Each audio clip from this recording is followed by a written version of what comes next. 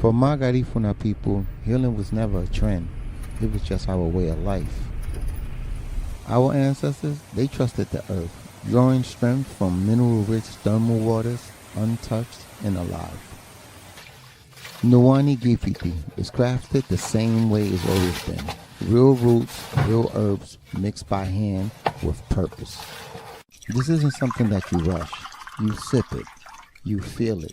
You let your body remember what balance feels like. Nuwani Guifiti, rooted in rich Garifuna culture. Get yours today.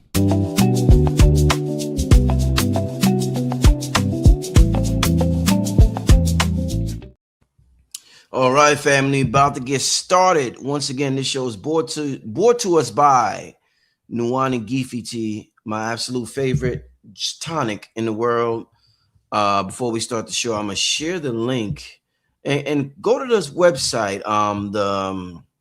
The QR code was on the screen, or you could click on the link that I'm about to share and check out all the incredible ingredients that are in it. But this is my absolute favorite drink in the world, and I'm proud to support the Garifuna people of Honduras.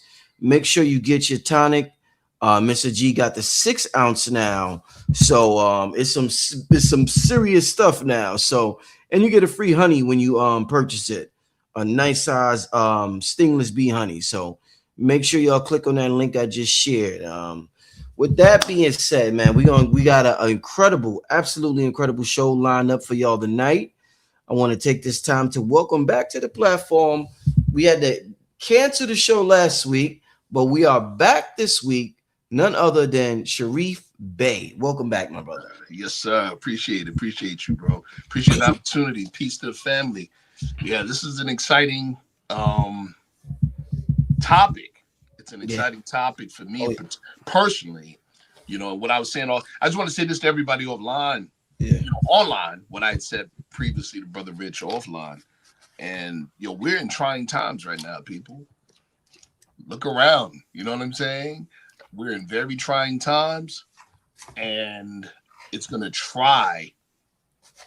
test all of us personally, how serious we are about this personal development work. You know what I mean? Yeah, I think what's so interesting, and I like that you say that, Sharif, is that each one of us has our own individual tests. So it's not like, how when we have a test, I could look at your test and cheat. I can't look at your test and cheat, Sharif, because guess what? Mine is going to be completely different. I'm going to have completely different questions on my test. So I can't cheat and look at what you did. So it's so crazy you say that, bro, because we might even see other people going through some things. We know our problems and our issues intimately, right? And as bad as they are, ain't none of us going to trade ours for somebody else's. Indeed. Because we know ours. We don't know somebody else's. You know what I mean? Indeed. Yeah, bro. Yeah. Definitely. Yeah. These are trying times, people. And here's the thing. It's easy because of our preconditioning. It's easy to separate what we do personally with what's going on in the outside world. Right. But if we're doing that, then we're forgetting our training. The outside world is nothing but the unfolding perception from within. So you've heard it said before, and it sounds cliche, but it's very real. To change the world, I change me. There you go. So what the craziness out in the world, if our minds are on right, are in the right direction, the craziness in the world should make us focus even harder on the internal transformation. Oh, indeed. Indeed. I got notes, and I'm, just quick talk before we start the show. I got notes that I take every day to improve, who I am as a being and to tap into more who I am. And, if I was to pass away and my son seen the notes that I jotted down, he may not nobody in the world might understand what the hell I'm talking about because it was just for me. So they might actually misinterpret what I'm writing personally for me in my notes. But wow, this thing here, Sharif, this is why Know Thyself was written on all the temples everywhere. Know thyself, know thyself, know thyself. Such an important aspect of life. Bro, it's a blessing that you're taking those notes, and it's a blessing that those notes would be available to your son. Mm-hmm. It's a blessing because look, when we're reading different books, you know what I'm saying? That's what we're doing. Right. We're taking advantage of somebody else's experience. Indeed. But the trap is that we adopt their experiences like they're ours. There you go. Now we become like a parrot. There you go. You see what I'm saying? You have to write your book. Yeah, there you go. You got to give back with your experience, but you have to have some experience to give back. Indeed. You can't just recite somebody else's circumstances. That's facts. I'm glad you showed that Radionics book. I see somebody in the chat said what happened with Radionics. It's still on it. Yeah, we're still on it. I'm actually, I'm working with a black app developer, and goddamn, man, you go through some shit with these black developers, man. I got several apps, and every black developer that I worked with this year, and in November, going all the way back to November last year, it's been a hiccup with something. So in my mind, I'm like, God damn, these black folk working with these black folks sometime. Yeah. But I have a good feeling that we're getting ready to wrap up soon with some of the things. I think the Radionics is still about 2 months out. I'm gonna be honest. I don't think that it's this. I want to say something about the Radionics thing as it relates to this presentation. This presentation is directly related. Yes. Why? Because Radionics is an application of what we're talking about today, which is also one of the reasons why Radionics is still kind of hush-hush. And Radionics is one of those things, especially in the United States, we talk about dangerous information. Radionics applied in particular ways is dangerous information, people. Right. That's real. Hey, Sharif, let's get to this thing, man. Oh, and another thing, the next episode of Quantum Operators with Sharif on Patreon should be coming sometime next week. Yes. I'm gonna call the brother and see what day is suitable. But sometime next week, we're gonna have episode 2 of Quantum Operators, and that's like the Radionics Club before the Radionics Club. So you will want to be a part of that. So when we do start this Radionics thing, you'll know exactly what's going on. Absolutely. But I'll keep y'all up to date with that. But Sharif, man, tonight we're talking about the silver cord. Yeah. I hear so many people talk about it throughout my journey of consciousness that we have this invisible, spiritual, etheric, umbilical cord that's attached from our vessel to our soul. Yes. And for some reason, they always say it's silver. So I'm sure we're going to touch on all that tonight. But I know you the man with these presentations. So I look forward to it. I definitely I try. Again, I want to make sure that, I don't want to, I'm not really trying to build like a cult of personality around myself. The idea is at this point, it's share this and let other people listen. I want my lesson too. You know what I'm saying? God is in you just like God is in me. And what the God in you does with this info, you may see some things I ain't see. Right. So it's like, look, I'm going to share it. Let's see what you do with it. Maybe I'll learn from you. You see what I'm saying? Right. Yeah. And plus, we're behind the 8 ball anyway. It's past time for this stuff to be public anyway. Indeed. Yeah, we're behind the 8 ball. So indeed. And I see somebody wrote, bro, why you need mention race all the time? All is one, all are equal. I don't even know what you're talking about, but you're on the wrong channel. You should actually leave this channel and go to another channel. I'm not trying to be disrespectful, but you should leave this channel. We don't that vibe. That's like, trying to deflect what we got going on, and we're not all equal. We're all different, and that's beautiful. There's beauty in all of us being different. I have strengths. I have weaknesses. Sharif has strengths. Sharif has white people, black people. We're not all equal. Cut that bullshit out. I don't know if you're white or not, but I have nothing against white people. But I'm going to talk about race because race has affected my people since I've been alive, and it has affected me. And I have to mention race for my people to understand and see divinity within themselves. So I would advise you. There's so many beautiful metaphysical channels that aren't black on YouTube that won't mention race. I would advise you to go watch those immediately. But I do appreciate you for tuning in. I want to say something about that really quick. Not I want to say, but there's beauty in diversity. Yeah, that's number one. Number two, right? Why is there beauty in diversity? Because diversity brings conflict. And I don't mean necessarily like negative conflict. Conflict meaning creative tension. Right. You see what I'm saying? And without a foe, a soldier never knows his strength. In other words, without the creative tension, there's no motion. And there's no motion, there's no progress. And progress is always on the other side of struggle. So we don't run from the struggle. We're not scared of it. So if there's an issue with race, then maybe that's an issue. If you have an issue with quote unquote race, then that issue is personal. That's your karma. Yeah, no, definitely. They're very sensitive and they get triggered when race comes up. But let's keep this thing going because we got a magnificent show tonight. Let's do it. Brother Sharif, let's get this thing going. You want me to put up the absolutely. Let's go, bro. Let's go, family. Let's go. That's it. The silver cord. I like your title better though. The science, I'm saying the science of the silver cord, but brother. You said silver surfers. That's there you go. That's really you really hit it right on the nose with the silver surfer moniker, bro. Yeah.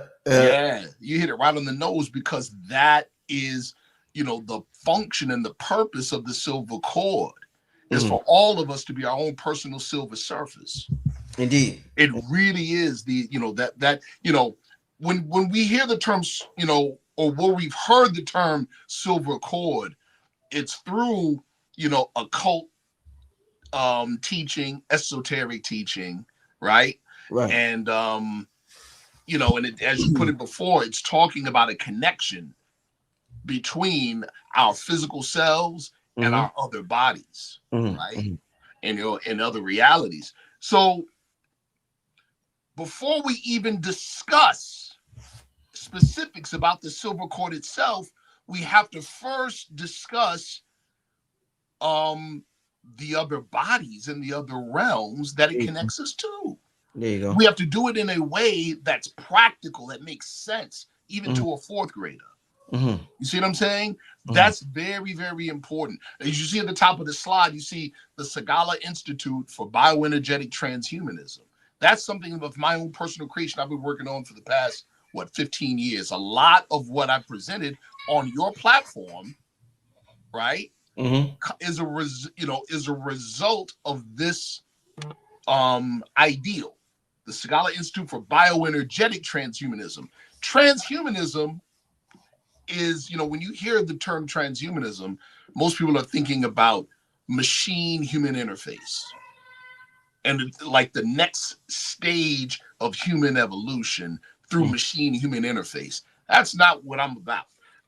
It's interesting. If you guys want to see, this is a side note, but it's related.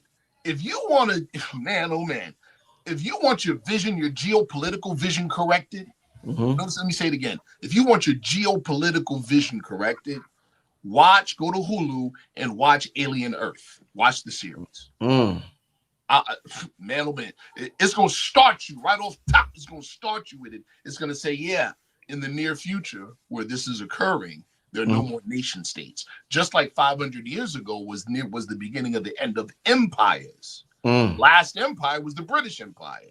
The first modern nation state was Spain. We talked about that before. On Alien Earth, it literally says, yo, nation states are obsolete. Now the whole world is run by corporations, corporations. It straight say it, right? And then it said, then there's a new corporation that entered into the fray, and this new corporation is run by this young prodigy. So the corporation is called Prodigy. But the reason he came into prominence is because they say there's 3 different types of humanity, quote unquote. Regular humans, the synthetics, and if you've been following the Alien series, the real monsters ain't the xenomorphs. The real monsters were the robots, were the synthetics, right, that were working for the corporation. Okay, all right. So there's regular human beings, the synthetics, which are basically organic robots. And then what they call the hybrids. Follow me. The hybrids were human consciousness transferred into a synthetic body. Yeah, bro, we're literally knocking on that door right now. Yeah. Literally, when you watch it, you're gonna be like, "Oh my God, that's Peter Thiel. Oh my God, that's Elon Musk." You're gonna see it. You're gonna see it. I'm telling you, it's crazy. Wow. It's crazy. It's crazy. But so anyway, I just had to bring that up. We have to first accept many of us, let's be honest with ourselves, even though we're immersing ourselves into this type of knowledge, we still deep down inside haven't accepted the fact that this is not you. You are in this. It is not you. Right. We have to accept that before any of this stuff works. You see what I'm saying? If I don't believe cars, automobiles exist, I'll never. You see my point, right? I see. Yeah. All right. Next slide. All right, let's get this thing going. This one I'm gonna read because the it's a little, the typing is small. The Sagala Institute for Bioenergetic Transhumanism was founded for the exploration and study of self-initiated accelerated evolution by way of systematic bioenergetic enhancement, known in the Far East as the primary elixir. The Institute's fundamental ideology is a concept called unified field fitness. Brother Rich, I'm glad you mentioned the Patreon, because that is literally what we're immersing those signed up for the Patreon into, is this right here. Unified field fitness is a concept in which three or more human functions are seen to be fundamentally identical and mutually dependent. A means of describing all fundamental human phenomena in terms of a single framework. All right. So what we're talking about is gestalt bioenergetics. Gestalt is a word that means a system. So gestalt theories examine the totality of a structure. In this case, the complete human composite.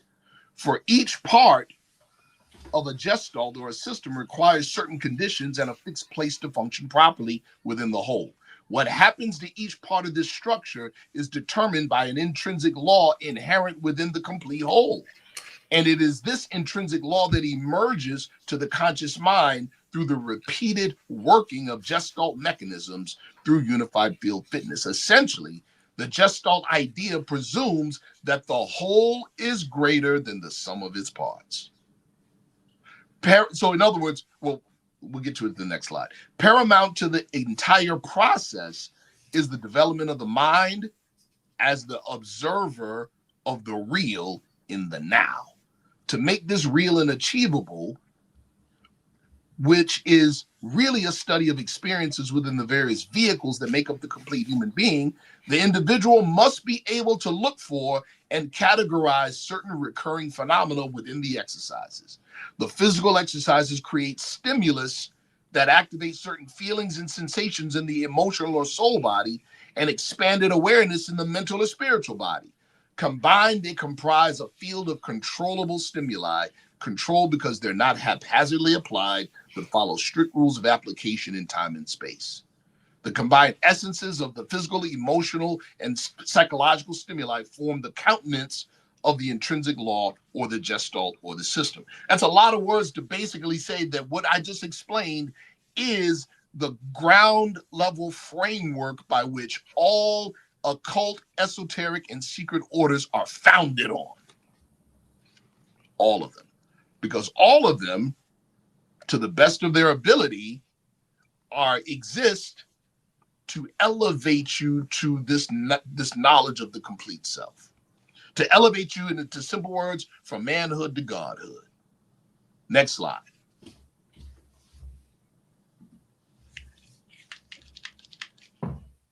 All right. This is the general framework of the human gestalt, or the human system, the complete human system, people. If you look at the far right, God consciousness, right? And its attributes. Consciousness. Notice I didn't say thinking. Consciousness, awareness, and non-locality, to use a quantum mechanics term. Non-locality means what? This is how we describe God, isn't it? Almighty, eternal, incomprehensible.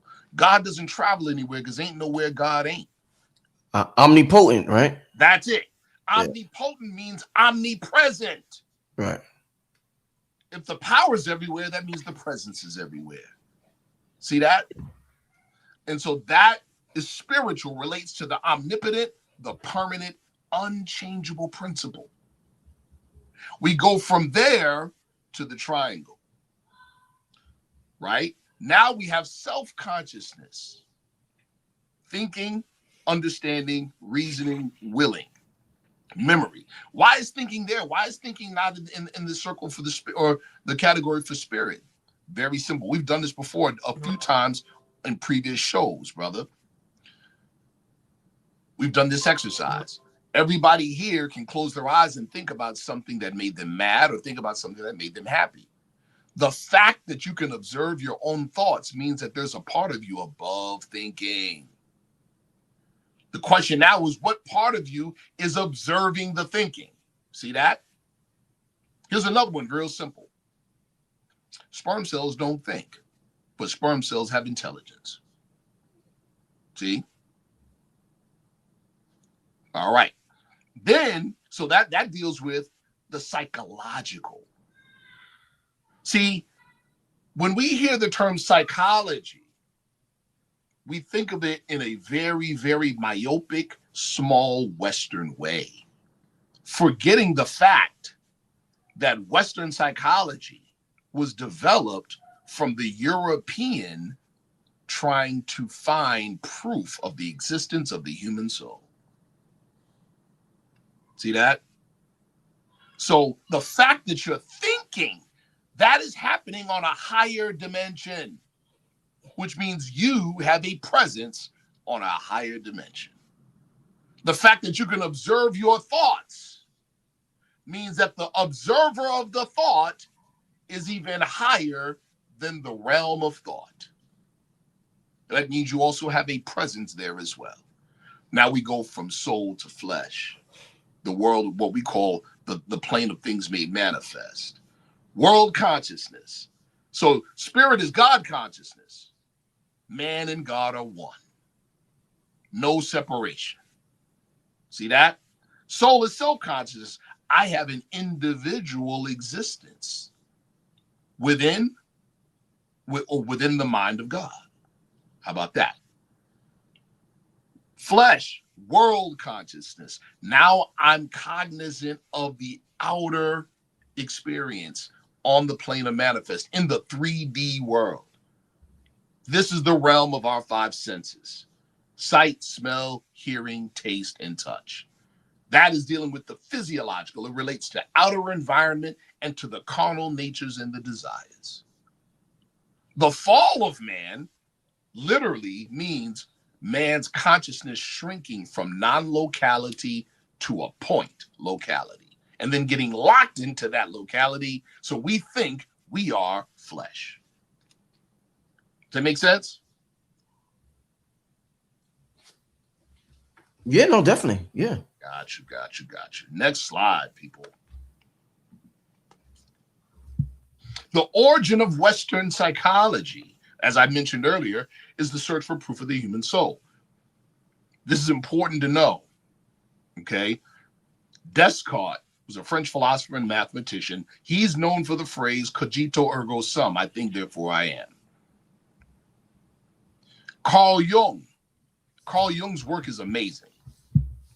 And make no mistake, people like Rene Descartes and Carl Jung, when in their developing of what we now call Western psychology or archetypal psychology, guess what they studied? They studied the sciences of our forefathers. Specifically, they studied astrology, they studied alchemy. Carl Jung specifically studied these things. This is the origin of what we call archetypal psychology or Western psychology. Archetypal psychology is the study of universal symbols and patterns that shape human thoughts, feelings, and behaviors. Let's be real simple. I want to break it down real simple. Carl Jung discovered in his research that there are patterns and archetypes in his mind that were not of his making. Meaning, so that observation is a precursor to epigenetics. There were things that existed that are in your mind before your incarnation that you carry with you. See? Thinking, understanding, reasoning, and willing call these not the soul, they're its actions, they're not its essence. That means you yourself, the human being, you, each individual on this show right now, are prenatal and postmortem. You were here before and you'll be here after. And the remembrance of this is expressed in ancient technology that we call ritual. Ritual makes us or compels us to recognize that we are one point in a continuum, and we are connected intimately to that continuum. And we have obligations to those that came before us and those that come after us. Ritual is technology, people. Without ritual, according to the late Malidoma Some, you are lost. Why? Because you don't have a point within the continuum that you can locate yourself in. Next slide. We're going through these kind of fast. Now, this is important, right? And also, too, well, this is your show, brother. I would love to hear from the audience as far as, questions and interaction from them as well. So this is one of the stumbling blocks in our understanding, because how we were taught under the Western or the European psychology.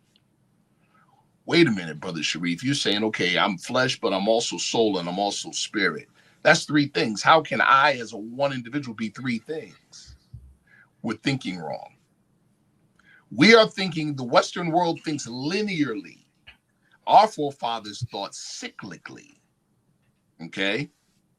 So if we were to break it down into mathematics and a mathematical formula, the European psychology uses the identity principle of addition as it relates to psychology, which is adding 0 to any number will result in the same number. In other words, 1 + 1 + 1 = 3. Well, that puts the heart and mind at variance. It puts the intuition and the intellect at variance. That type of thinking splits and keeps a permanent split between the left and right hemispheres of the brain. This is lineal thinking. It locks you into flesh. That's what it does. Whereas what we need to do is make the shift in consciousness to the identity principle of multiplication. Multiplying 1 to any number will result in the same number. In other words, 1 times 1 times 1 equals 1. This is cyclical or polychronic thinking, allowing for the observance of the interaction of multiple dimensions, where? Within our own flesh. And that's the business that we are in. That is the business right there. Does that make sense, brother? Oh, yeah. Yeah, all right. Like I said, we flying through this, man. I didn't put together a ton of slides, but the time, I'm just getting right into the topic. I don't want to waste a ton of time. Next slide. Mm-hmm. Man is a microcosmic triune. Again, so I'm using now old alchemical symbols. So when you hear in the old alchemical text, or read in the old alchemical text, mercury, sulfur, and salt, now you know what it's talking about. This is one of the it's not a big secret. You can get to it, but you'd have to dig for it. But here it is. Mercury is symbolic of spirit, sulfur symbolic of soul, and salt symbolic of flesh. Spirit, non-locality and consciousness, soul, locality, mind and thought, flesh, crystallization, and physicality. Real simple. All right, next slide. Now, this is a question I think I may have asked your audience before, but I want to ask it again and see what they say. Is your soul inside or outside your body?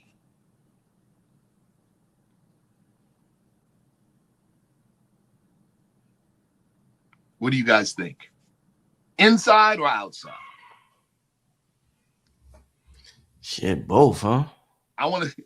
Okay, somebody said outside, somebody said in, somebody said both.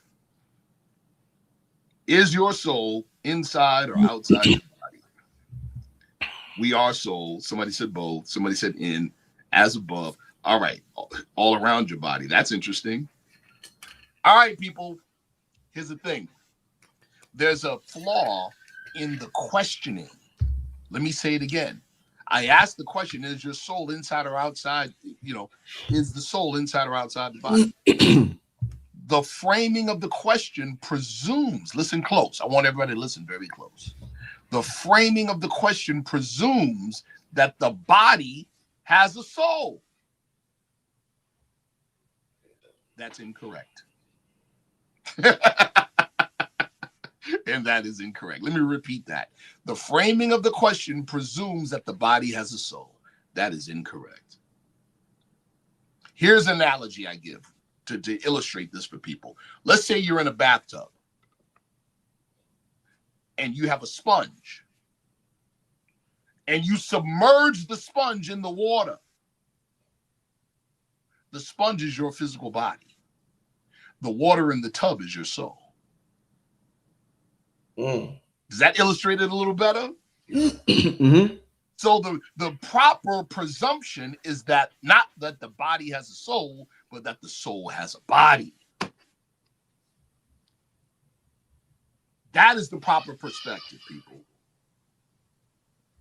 The fact that we are so body conscious is evidence of fallen humanity. In other words, our consciousness has fallen down to the plane of manifest and is locked in it to where it's very difficult for us to think past it. But that's where the work is. That's where the work is. The work is raising our vibration. That's what ascension is. That's what elevation is. Raising our vibration, raising it past the vibration of flesh. Because think about it. If we're thinking right now, the fact that we're thinking, as I mentioned before, means that we have a function that's higher in a higher dimension than the physical dimension. Because thinking belongs to a higher dimension, people. The fact you are thinking means you have a presence and a function above 3 dimensions. And that's the truth. So, our spirit has a soul. Our soul has a body. You see? Not the other way around. Not our body contains a soul and a spirit. That's incorrect. I don't want to jump ahead of myself, but it's kind of, I'm already doing it. The point is to expand your consciousness to the origin point. The origin point is not a point at all. It's non-locality. That's the origin. When you hear the old timers in church say God sits high and looks low, there's a very deep science in that statement. Very deep science. What is the science? The science is you want to place more and more of your consciousness into the spirit realm while you're in your flesh. That's key. See what I'm saying? That is key. That's it. And that so all these secret orders and esoteric and occult orders have various exercises that are designed to do just that. Mm-hmm. That's what they're designed to do. Just that right there. All right. Next. So any questions? Can we take questions now or no? You want to take them later? You want to take a few now? Let's take a couple now because now what we've done is brought everybody up to speed with the human gestalt, with the human system. You see what I'm saying? So now we can talk about the silver cord. All right, let's just get to this one right here, since this one is right in front of me. What language do we use to communicate with our solar spirit? Good question. Here's the thing. Okay, watch this. Watch this. Let's do this exercise again, dear brother. I'm glad that's a dope question. But let's do this exercise again. We've done it before on your show, bro. Let's say, okay, everybody repeat to yourself verbally out loud. Body, soul, and spirit. Body, soul, and spirit. Now, you heard yourself. You heard the language you were speaking. Okay. Now, I want you to say it in your head. Those 3 words. Ready and go. Question. What language was that? Of course you'll say English because you speak English. But how do you know when no sound was made? See? So maximize vitality, that's a dope question. And it's not just as simple as there's no language or a specific language, right? The fact is the solar spirits speak different language. Let's deal with the soul, like in Dreamland. The reason why, and I've mentioned this before in previous shows, the reason why when you wake up from a dream and right when you wake up, the dream makes sense. And then when you go to the bathroom and you're fully awake or you're in the shower, you're like, what in the hell was I thinking? That was, it's because the soul speaks a different language and it's not an earthly language. Let me say that again. The soul speaks the language of symbolism. See? In the early dawn of humanity, when humanity was developing written language, the symbols were very simple, but they had broad meaning. And as language became more complicated, guess what that did? It dulled our ability to communicate the old primordial way. And what was that? Telepathically. See? The more complicated language became, the further away we got from the primordial means of communication. And that's the truth. So on the simple, just answer it simply for maximize vitality. To answer the question simply, no language at all. Your consciousness is the language. Now, are there, because remember, we're still in flesh, and flesh has memory, ancestral memory, deep ancestral memory, which is now we're talking, okay, race spirits. In other words, there's a spirit or a soul for an individual, but there's also race and nation spirits or race and nation souls too. So for instance, let's take myself. I, at my age, and because of my experiences and my training, can remember a few of my previous incarnations. And in remembering them, it makes perfect sense, my life path. It makes sense that at age 5, I found Chinese martial arts. It makes sense. It makes sense that I found Afro-Islamic or pre-Mohammedan Afro-Islamic magical spiritual systems. Makes sense. See? Because I have a spiritual genetic connection to the Congo, to China, and to North Africa. See? So those are memories. Get it? Those are memories. My interests, my deep interests are memories. They're primordial memories, people. See? So we can explore that way as well. We can explore that way as well. Now we're talking about occult genetic engineering, which is a thing. Which is a thing. I hope I answered your question. Yeah, I think you definitely did. Cool. Definitely did. But that was a dope question. Yeah, let me get to one more question before you move on, and then we'll save the rest. Let me see. There's a couple of good questions here. I see a statement from Is 108. Yeah, I got a chance before he passed to have a number of conversations with the elder Maladoma Some. My close comrade and colleague was one of his initiates and took initiation under him. So I was privy to a number of conversations and a number of things with him. And yes, he's taught that the less verbal communication, the higher the being, or the higher the consciousness. Mm-hmm. There you go. Mm-hmm. That's right. Somebody asked, and I've heard people ask this before, so I'm glad they brought this up. Is soul being used interchangeably with spirit? No, not at all. I'm glad you brought that up. Yeah. So and remember, see, it's like, I'll just say it. There's some schools are better than others. Some schools are more responsible with the dissemination of knowledge than others, and that's just the truth, right?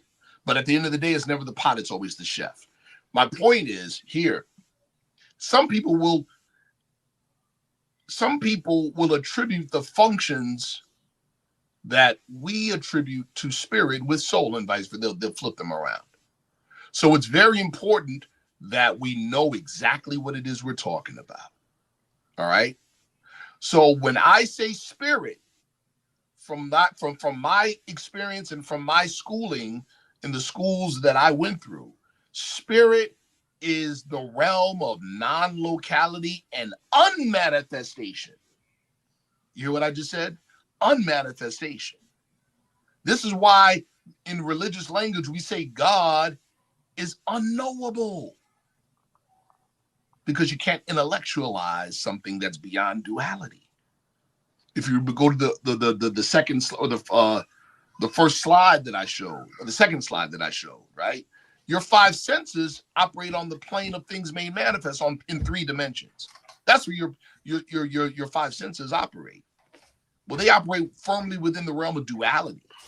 Well, non-locality is beyond duality. There's no separation of anything. So your senses fall apart. See? So when we say spirit, we're talking about that realm.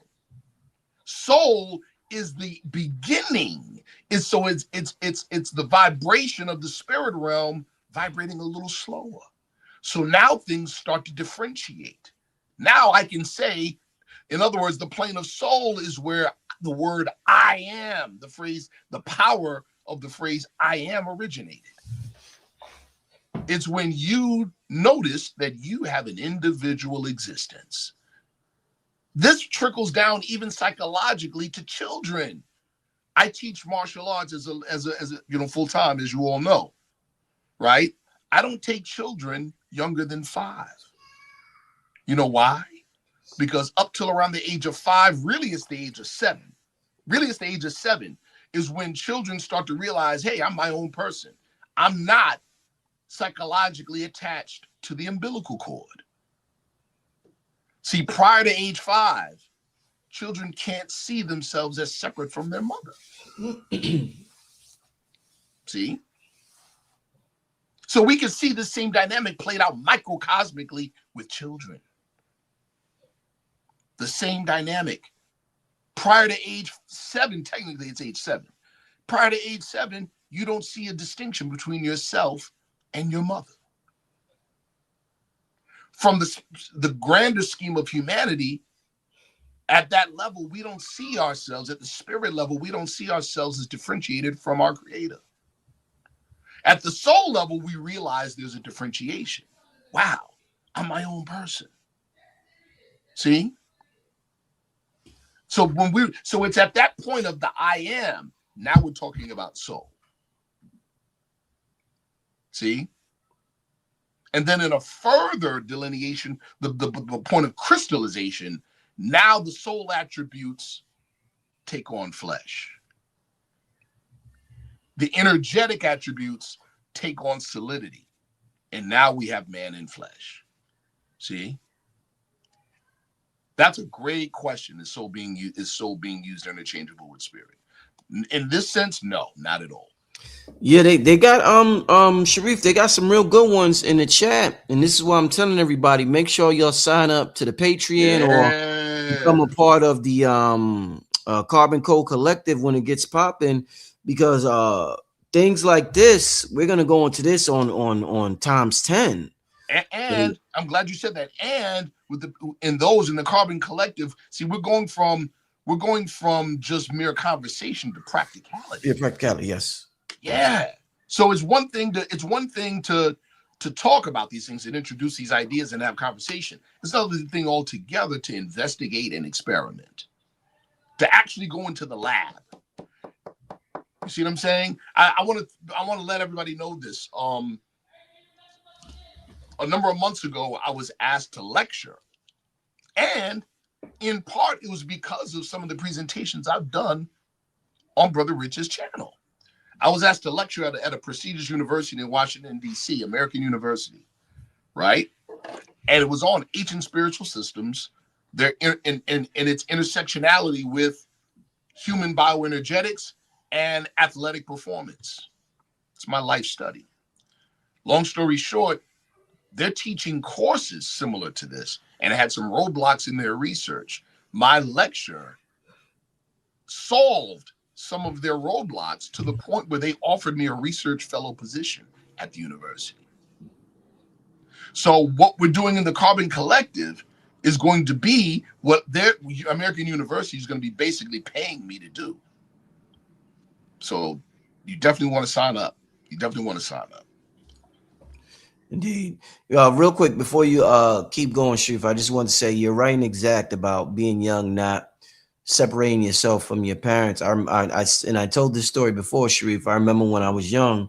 Yep. One of the prayers that I had when I learned how to pray. Yes. One of my first prayers was I would tell God I want to die when my mommy dies. Ooh. So I would say my prayer, then I'd be like, and I want to die whenever my mommy dies. Amen.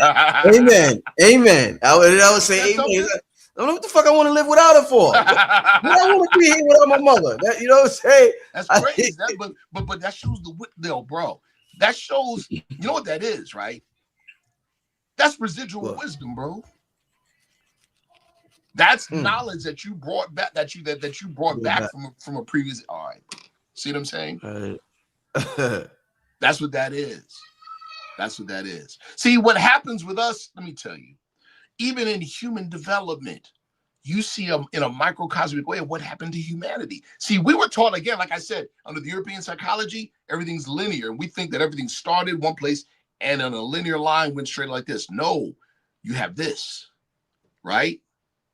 So when you look at it, in other words, like where we are now in terms of technology and advancement in humanity, we've been here many times before, people. That's why you see pyramids. We've been here and higher many times before, but it's cyclical. It's cyclical. And then there's survivors from each cycle. See? That's another show, by the way, brother. Let me repeat this again. There's survivors from each cycle.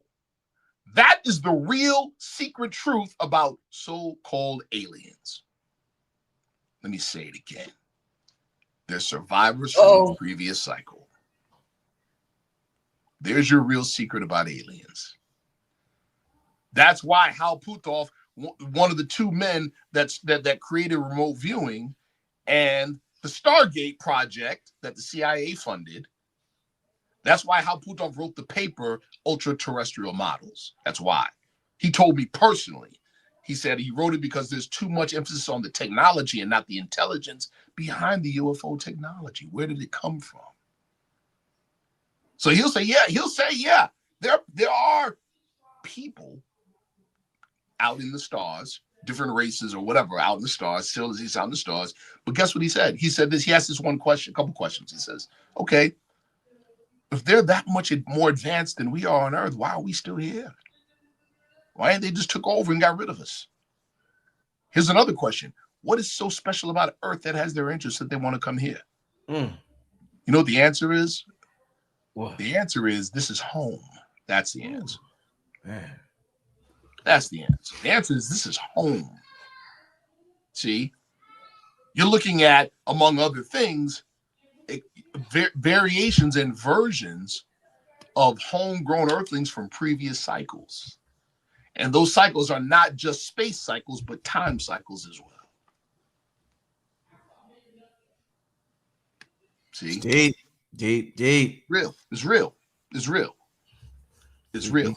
The Honorable Elijah Muhammad was right when he said the intelligence behind the UFO phenomena is original man. He was right. Do you think they're going to come out and tell us that? They'll never say that. They'll never say that. But don't wait for them to say it. Just live the truth. Yeah. They'll never say that. They'll keep pushing the narrative of the hostile alien. No, now they're saying it might be a demon. They went from the alien to religious shit. Of course. Tucker Carlson. Yeah, Tucker Carlson. Yo, bro. This is so deep. Okay, let's see. Now you got me in the geopolitical thing real quick. Hold on. Why do you think the Pentagon said, oh, hit the brakes when Trump said, yo, you know, release the files? First of all, let's be real. Any insider knows what I'm about to say is true. The military-industrial complex, which morphed into breakaway civilization. In other words, whole fleets of, all right, listen, those are legacy programs, people. Do you understand what I mean by legacy programs? It means it's being passed from father to son type thing. No way in the world are they going to trust. I don't care who it is. That includes the seat of the president of the United States, where you're there 4 years, 8 years tops. You are not getting full access. You're just not. Unless they want to read you in. But you don't get access just because you're a government official. And that includes the president of the United States. That's just a fact. Now, that said, when Trump gave the order to the Pentagon, release the files, and they said, ooh, it might upset the religious belief. It might upset the religious paradigm. That's what they said. Now you got Tucker Carlson talking about, oh yeah, they're demons, and da-da-da-da-da-da. Don't forget old Euro-Christian iconography that said the devil was a black man. There you go. Just keep that in mind. Oh yeah. Just keep that in mind. See? Oh yeah. This is again, man. We need to really, if we think we're taking these types of studies seriously, we're not taking them serious enough. Mm-hmm. Better get serious because it directly relates to the current conditions that we're viewing on CNN every day. Mm-hmm. That's real. That's real, people. All right, we can keep going. We can take questions, bro. I'm good with whatever. Yeah. Let's keep it moving, and then we'll get to the questions. Let's do it. Next slide. Now let's talk about this silver cord thing. What is the silver cord? The silver cord is the means by which those three bodies. Now we have more than three bodies, people. You have sub-bodies too. This is the truth. But the three main bodies are for the three main realms of existence. Okay, but the silver cord connects the physical body to the higher bodies. It is a quantum umbilical cord. Y'all catch that? It's a quantum umbilical cord. It facilitates multi-dimensional interface. It's a part of your energetic anatomy. And death is defined by its separation from the physical body. That's how we define death. That silver cord breaking from the physical body. That's how we define death. It facilitates travel to the higher dimensions. We're going to go back to that one. That's deep. It makes astral travel possible. And this relates to what I just said, facilitating travel to higher dimensions. It's a manifestation of volition. Volition is human will, people. Volition happens at the soul level because there is no volition without the knowledge of I am. Without I am, there is no volition. There is no will. And it facilitates quantum coherence. That's what it does. Shout out to King Simon, brother. I appreciate you. Thank you for that, bro. And now here's the thing that I want to share with all of you that you probably will not see or haven't seen before. There's more than one cord.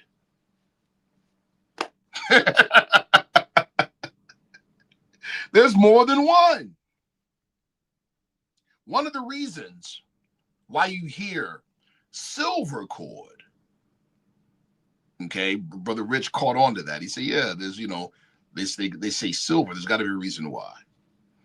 This is because generally when we're talking about the silver cord, we're talking about the connection of the astral body to the physical body.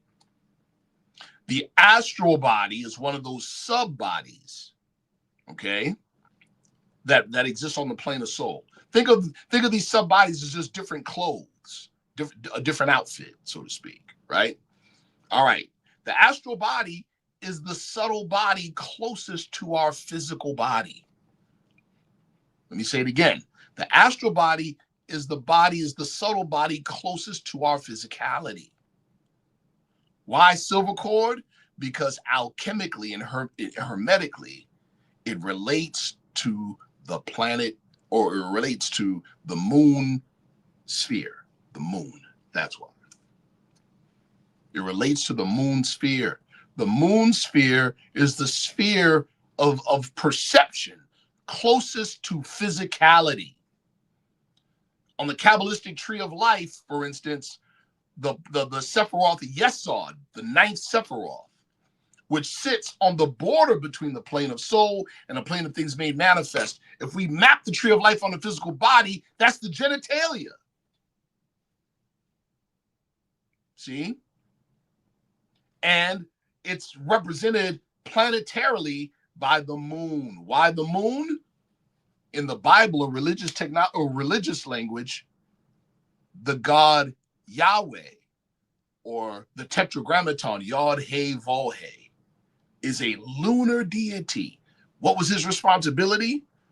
The building of physical human containers.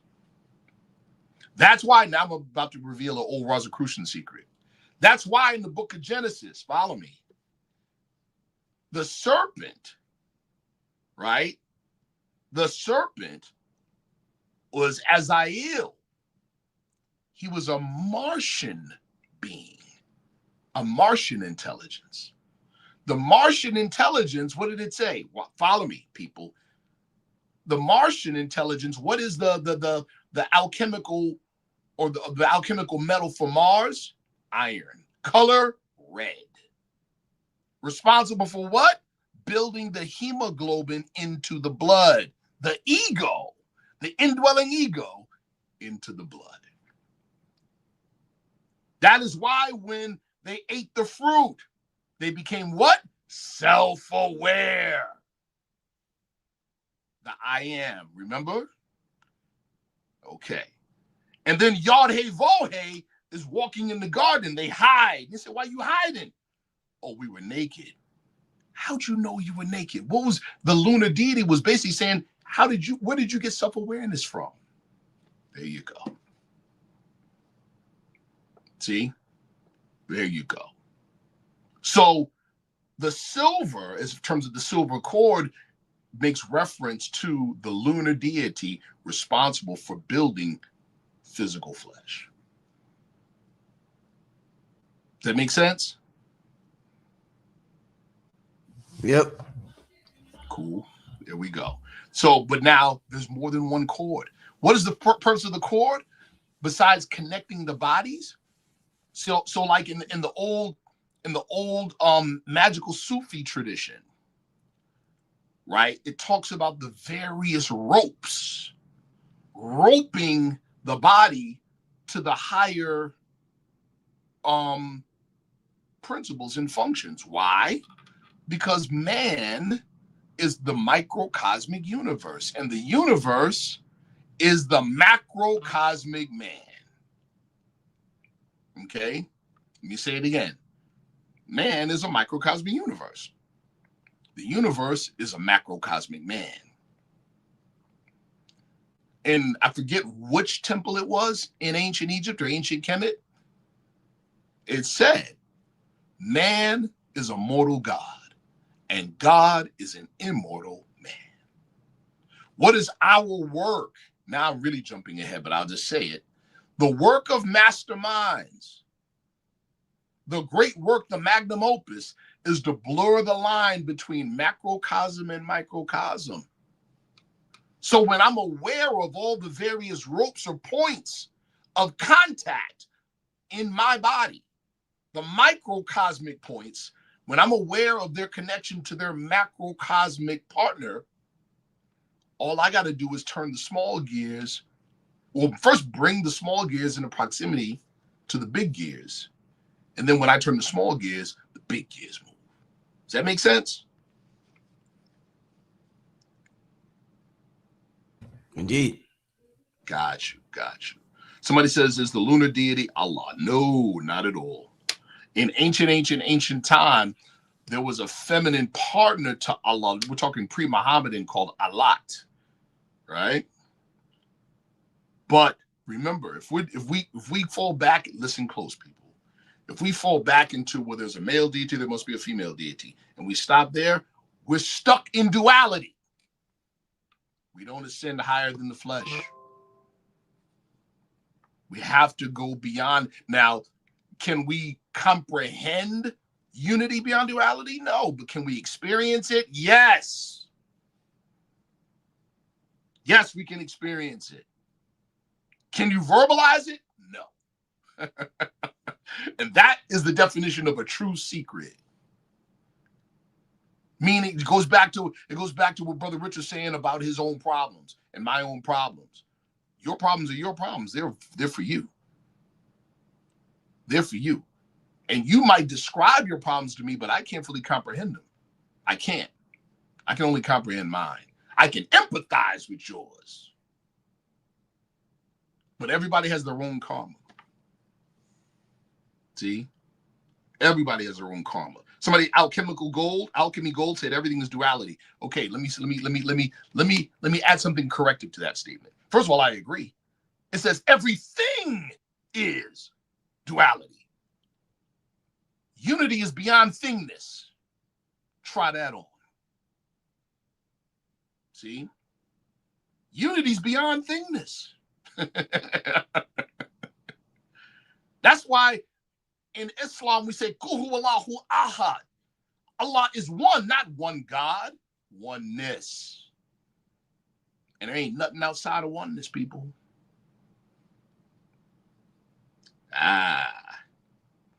You see the super chat, brother?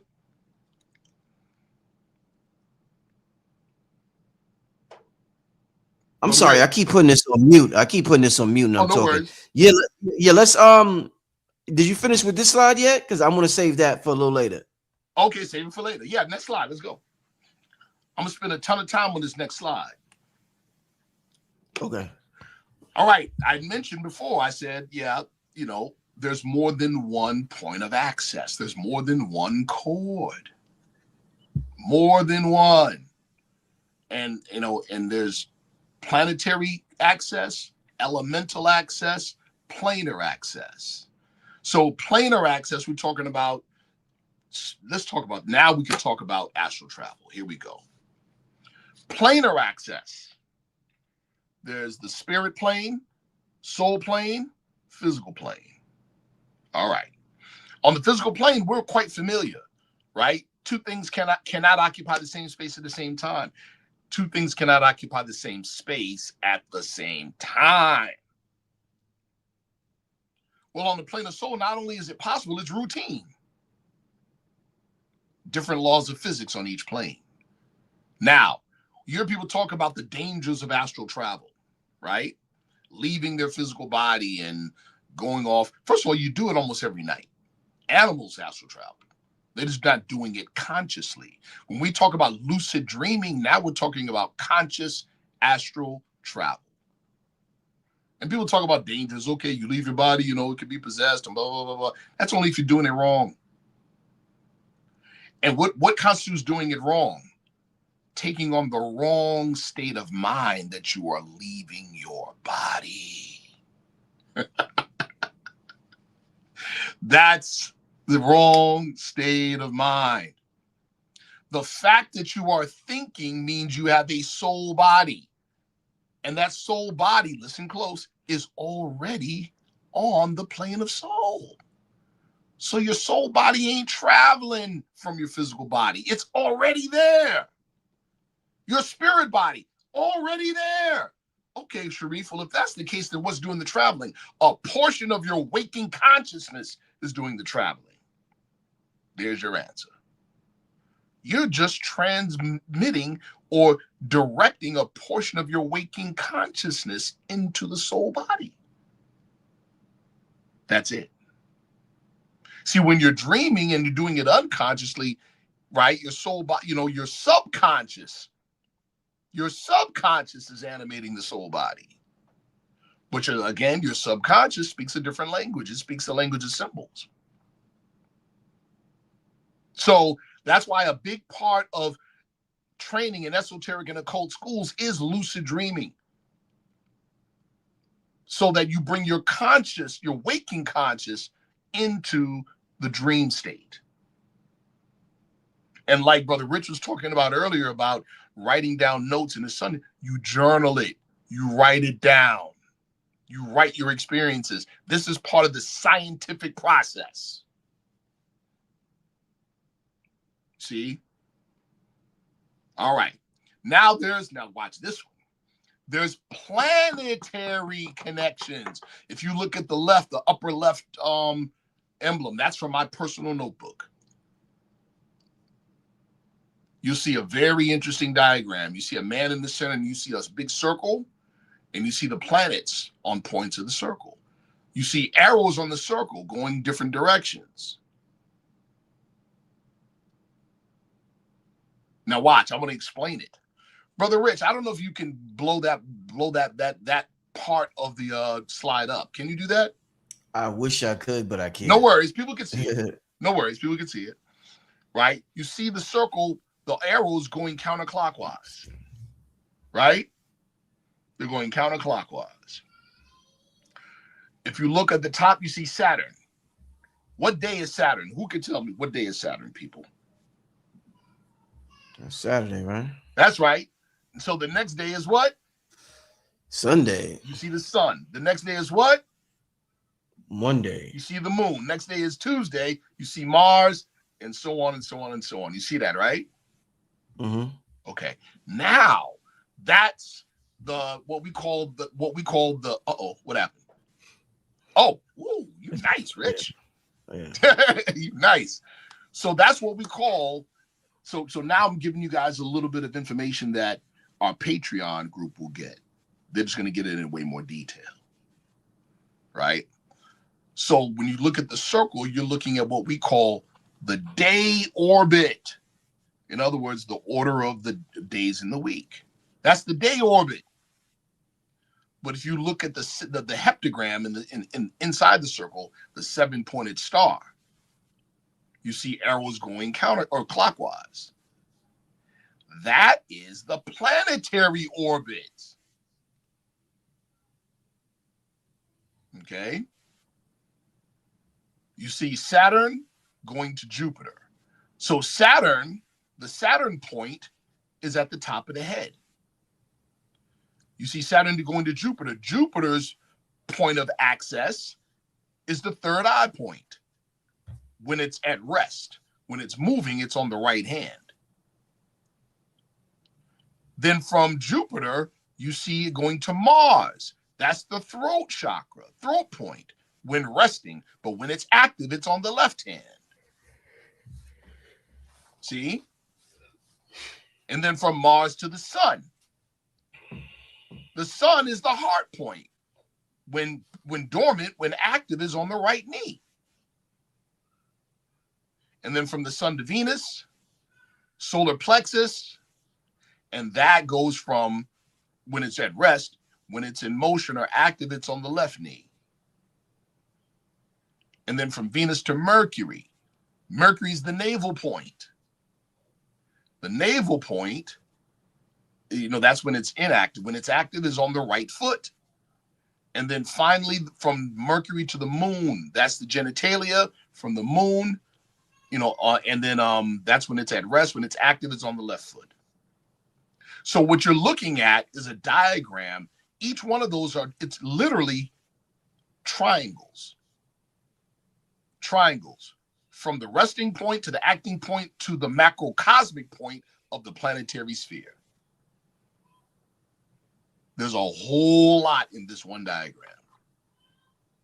About 3 pages of notes that this diagram embodies. Okay? So, what am I saying among other things? What I'm showing you is just one of the ways that our ancient forefathers that we call, or the knowledge of our ancient forefathers that now the Dogon tribe or the Dogon priesthood in Mali know very well. This is one of the ways that they're able to travel to the planets, people. And not just travel to the planets, but converse with the intelligences on those planets. How? They make contact within their own bodies. And remember, I said the work of masterminds is to blur the line between the macrocosmic and the microcosmic. See? So do they have to get into a physical craft and take off? Nah. No. Do it right in their own bodies and travel to the stars. You there, Rich? Yep. Yeah. Okay, let's go back out to the slide, brother. All right. All right. If you look at the far right, you see iterations of the diagram, the tesseract that you see with the 4 colors and the 4 ephah symbols. Yellow is earth, blue is water, green is air, red is fire. Right? And so those are your 4 elements. So you've got 4 elements. You've got 7 planetary spheres. When we say the spheres, we're not talking about the physical planets. The physical planets are 3-dimensional shadows of the planetary spheres. And you have counterparts, in other words, hot points, points of access within the human organism. So we can travel via the planetary spheres. We can travel via the elemental permutations. This stuff is wild, people. It really, really, really is. It's wild. It's wild. And we can also travel, like in the bottom part of the chart, where you see the 1 sphere, then the 3 spheres, and then the 7 spheres, and how they're all included within each other. Like I said, there's 3 main bodies, and then there's 7 sub-bodies. Those 7 sub-bodies have physical manifestations inside the human body. What are they? You guys already know. The 7 chakras, or the 7 glands of the endocrine system. You already know. See? You already know. So, for instance, in the Moorish Science Temple of America, our expression of Islam, we talk about Allah the One, Allah the Three. Allah the One is unmanifestation. Unmanifestation, people. Unknowable, because there's no duality. Allah the Three is Allah in his desire to create. That's Allah the Three. And then Allah the Seven are the governors of raw virgin matter that the thoughts of Allah the One go into, and they grow apace. This is why we say man is, again, the unity of man and the unity of God is a fact. The Trinity of God, his will and desire, we could call it divine lust, his will and desire to manifest, is the triune in man, spirit, soul, body. And then the facilitators of that manifestation, in other words, the triune gods or the triune Allahs managing staff, are the 7 Elohim, the 7 spirits around the throne. That's your endocrine system. Man and God truly are one. Our problem is that we've torn ourselves away from the unity. We've torn ourselves away from the idea, even the idea. See? It goes back to what I said in the very beginning. The first step to even accessing or utilizing any of this stuff is first truly, truly believing that man and God are one. See? Yeah, I belong to a religious organization, but this is how we do religion right here. We don't do religion to adore a God. We do religion to be God, to be ourselves. Somebody said gnosis. Yep. Yep, the inner knowing. That's right. But you got to go in to get it. You got to go in to get it, people. All right, my last slide. Go, next slide. This is the conclusion, people. This was real simple. We took a deep, fast dive. Consciousness is the energy source, people. Consciousness. Consciousness generates thought. Therefore, consciousness is the building block. Therefore, consciousness is the traveler and the means by which we travel. The silver cord is a manifestation of human will, consciousness. That's what the silver cord is. The human body contains access points to all the universes. The human body is literally a map of the universe with doorways. Y'all remember the Matrix Reloaded #2? When Neo met Sharif, and after they fought, Sharif turned the key to the door, went to a hallway with different. That's your human body, people. That's your human body. Man is a microcosmic universe, and the universe is a macrocosmic man. And the great work is to blur and erase the lines and the borders between micro and macro. That's the great work, people. That is the great work. The silver cord is the means by which the silver cord is Jacob's ladder, people. There you go. The silver cord is Jacob's ladder. See? And whether you realize it or not, there's travel up and down at all times, or else you wouldn't be alive right now. So our job as masterminds in the making is to ascend and descend on purpose. On purpose. But to know that home is there. And we want to make this here, down here, like it is up there. That's what it means on earth as it is in heaven. On Malkut, according to, in the Aramaic, as it is in Keter. For you Tree of Life and Kabbalist people. We make 10 the same as 1. See? It's our job to broadcast the divine into the earthly. It's our job by way of the silver cord to spiritualize matter and to make the ideal, the higher ideals, concrete, where they meet in the middle. That's our job. And we do it while we're in the flesh, not after we leave. That's it, Brother Rich. All right, all right. Yeah, indeed, he is cooking. He is definitely, the brother is definitely cooking. Sharif, is there any connection, do you think, with the metal silver going up in price and our connection to the silver cord? Do you think there's some type of symbolic connection between the two?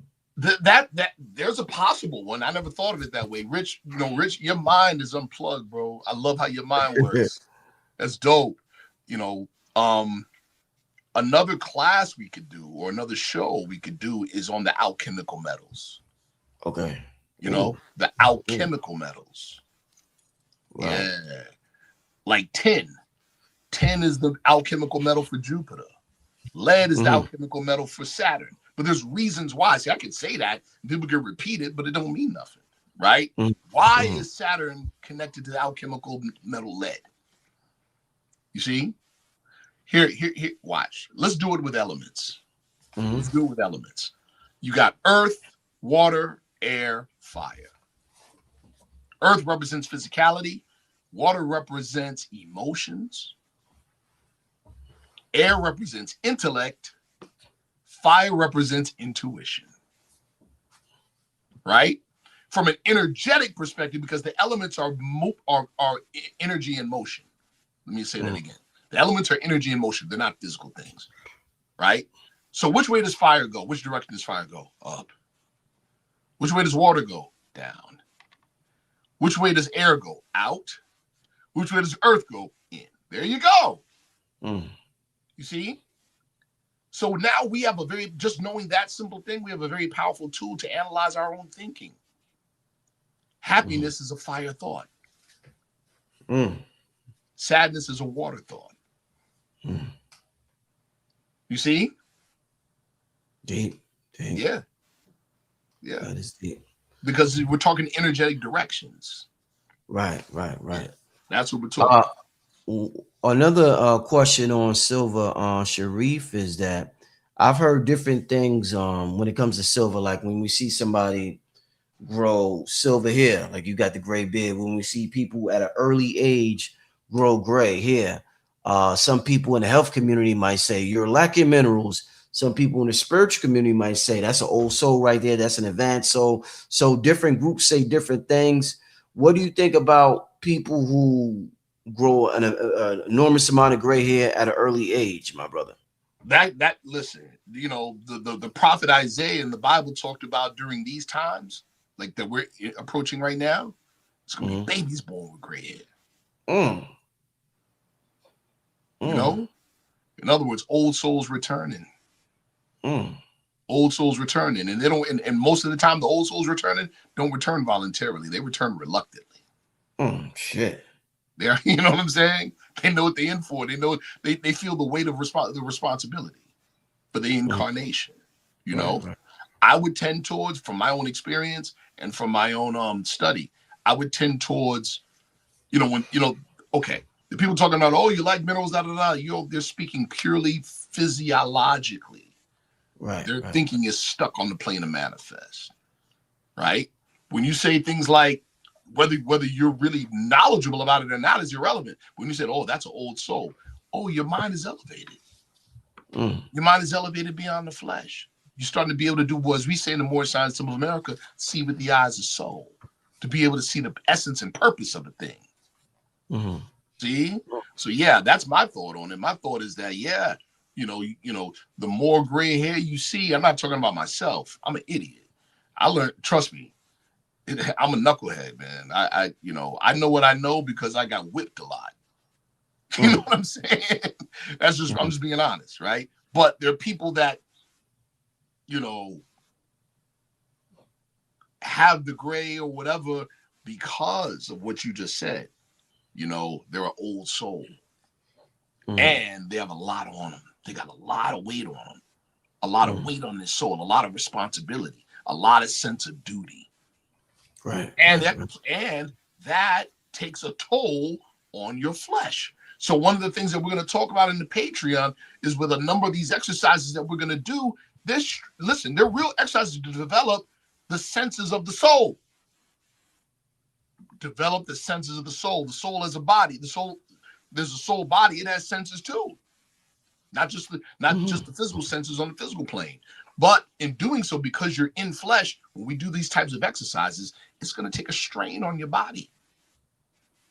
It is. You're going to feel it. And as a result, we always, in the old traditions, they always say, hey, they feast after an initiation. See? Why is there a feast after initiation? To ground your energy in the flesh and balance you out. That's why. That's why. I want to share for those of you who are interested in joining the Patreon. That's going to go down. It's a monthly thing that we're doing. It's going down next week. We're going to have episode 2 of Quantum Operators. If you want to sign up, I just posted the Patreon link in the chat. This show is the in the $5 tier on Patreon. So for the members who pledge $5 or better, you're able to see the show, the episode. So yeah, shout out to my brother R. Bradley Hill, aka Reggie B. He's a giant, low key giant in the music industry. He's in the chat right now. Yeah. Oh yeah, what do you do in the music industry? Oh man, he's a producer. Fire. Yeah, Fire. solo. Shout out to him. Yeah. You see him? Shout He's out in to there. the Reggie B2. That's him. All right. Shout out to Reggie B2. Let's get to a couple of questions that I Let's do seen it. earlier in the chat. Let's start out with these with the super chat question. Sharif, how about Joseph coat of many colors? Was that referring to man's multiple bodies, and is the monad the highest and the physical lowest? The story of Joseph and multiple and the coat of many colors, right? That's very, very, very, very deep symbolism. And one of the iterations of the meaning of it is that, yes, man's multiple bodies, but more in particular because his brothers had, they're just like him. So why'd he have the coat of multiple colors and they were jealous of him? Here, because he had access, conscious access. It's talking about a degree of spiritual aptitude. See, he had conscious access to all seven. Does that make sense? He had conscious access. They ain't like that. Remember, this same Joseph, they threw him in a hole, and then he was found and sold as a slave, and then could interpret and sold into Egypt, and then rose in prominence because he could interpret dreams. Well, what is the dream? That means lucid dreaming, people. Lucid dreaming. Listen, there's a brother. I can get him on. I'll get him on the show one day. He's one of my comrades in our research team. His name is Brother Dimitri Akinzil out of Mississippi. He's so nice. Listen what I'm about to tell you all. He's so nice that he can go to sleep and enter into your dream, and then the next day tell you what you were wearing in the dream. Damn. Yeah, he's nice. So with that, I bring that up because that was, okay, we're talking about now the mechanics of dream interpretation. See, Joseph had, one of the ways to look at or interpret the whole coat of many colors is that right there. He had conscious access to all the bodies. See? All right. Let's get to the next question. Why is spirit possession rare and misunderstood? Ooh. Great question. Well, the simple answer is that it's only rare. Well, first of all, it's not rare. It's just misunderstood. It ain't rare. Let's give you an example. Watch this.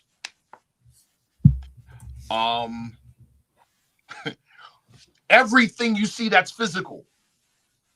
I need everybody to pay attention, close attention. Everything that you see as physical is a three-dimensional shadow of higher realities. Let me repeat it again. Every physical thing you see is a three-dimensional shadow of a higher reality. Now let's talk about Chinese medicine. This is deep. There are actual formulas, medicinal formulas in Chinese medicine for spirit possession. Here's what's interesting. When you analyze those formulas from a Western perspective, every single one of those formulas are strongly antifungal. Did you hear what I just said? They're antifungals because fungus is an intelligent entity that invades and controls aspects of your body. That ain't hard to research. So just like the glands of your endocrine system are physical representations of the chakras, in this respect, certain types of fungi infection in the body is spirit possession, or can be interpreted as that. So when I say when I said it's not rare, it's not rare. It's just not seen that way anymore because we're looking at physicality and not energetics. I hope I answered the question. I hope that made sense to you. Yeah, no, definitely. Let's keep this thing. Let me see. Okay, through meditation, how do I gain courage to unplug to the astral realm? When I'm almost there, I get scared to enter back to the beginning of my meditation. Okay, this person right here, I can tell just by what they said, is actually doing transcendental meditation. Why? Because they ran into the first roadblock. They ran into the first roadblock. I'm going to read the question again out loud. Through meditation, how do I gain courage? The key word they said here is courage. To unplug to the astral realm. When I'm almost there, I get scared and end up back at the beginning. Keep going. Keep going. This is why. Tell me if this. Tell me if this.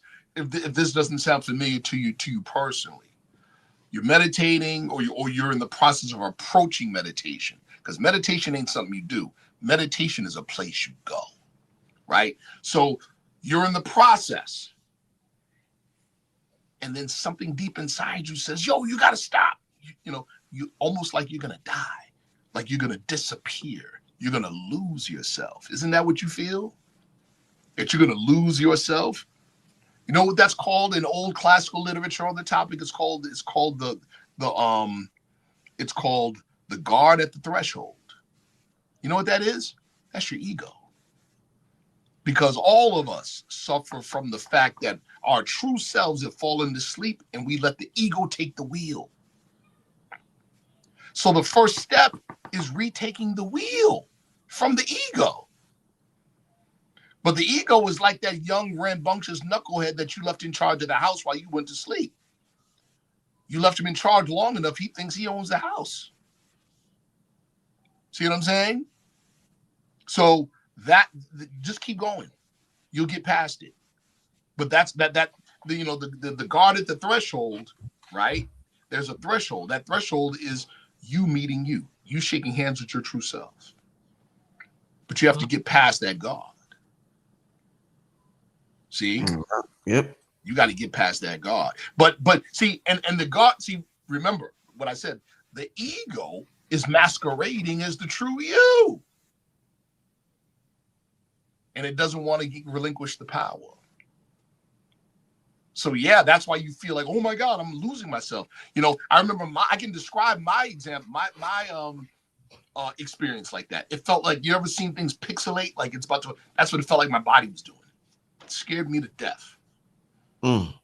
Scared me to death. Hey, Sharif, that last super chat, it had a second part. I just seen the brother said about the monad. Oh yeah, the monad, the highest and physical lowest. It's the highest. The monad is the highest in the body.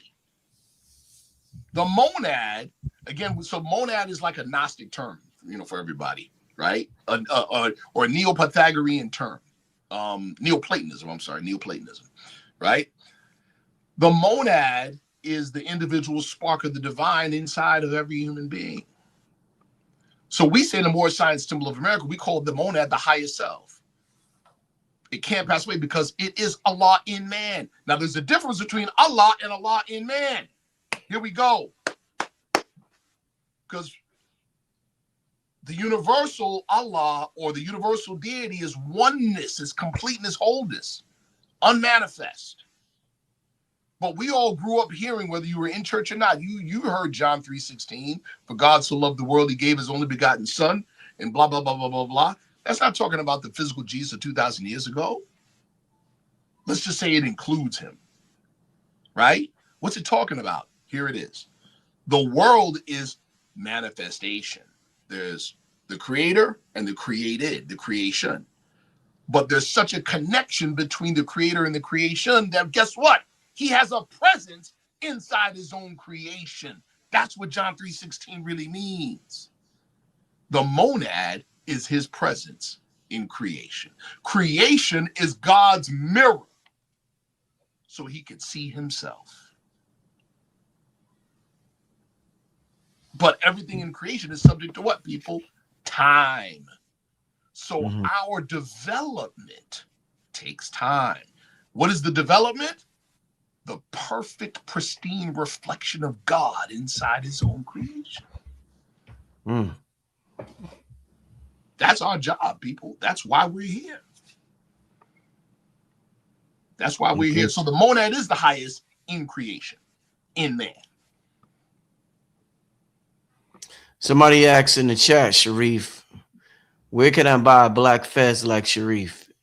Anywhere. Anywhere. The fez, it's what the fez represents that's more important. You know what I mean? I can put a red rag in my right pocket or my left pocket. What's that mean? What's more important is what it means, not the fact that I got it, right? So yeah, you can go to any Masonic shop or other shops. There's other people selling fezzes. If you just want to wear a black fez. Somebody asks, so our ego is an imposter? Question mark. No, glad. Thank you. No, ego ain't the imposter. Here's a better analogy. Right? And this is gonna be a little hoodish, so forgive it, right? Hoodish.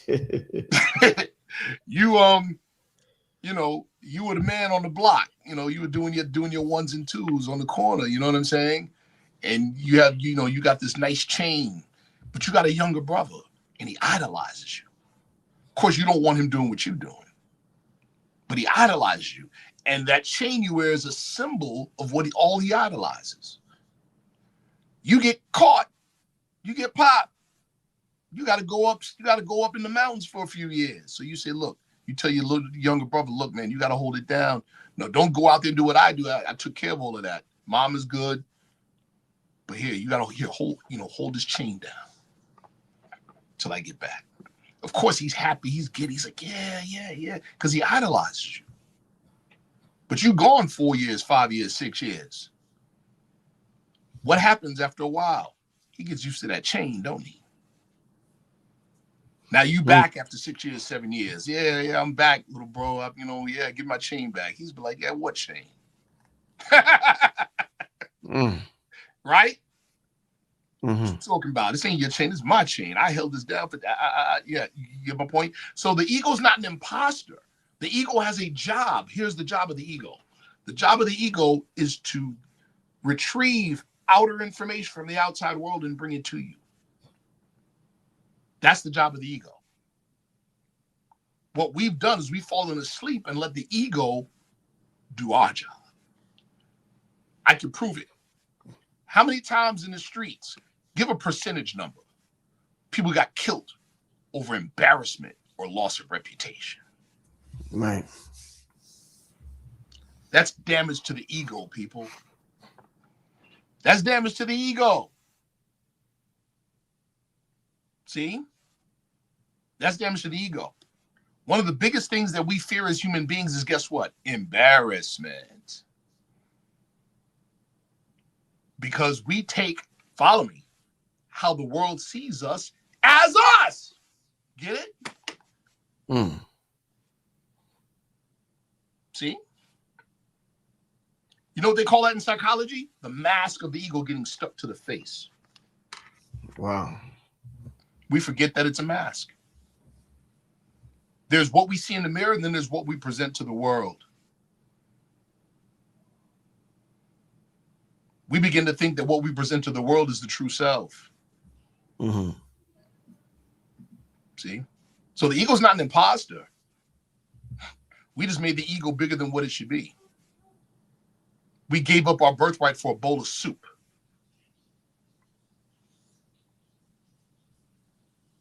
Yeah, man, you winning tonight, brother. You winning tonight. Yo, let me read something to you real quick. We got about 15 more minutes that we're gonna get out of here, family. Let's do it. Let me find this. Give me 1 second, y'all. So, me and you talk a lot about sensory deprivation. Yes.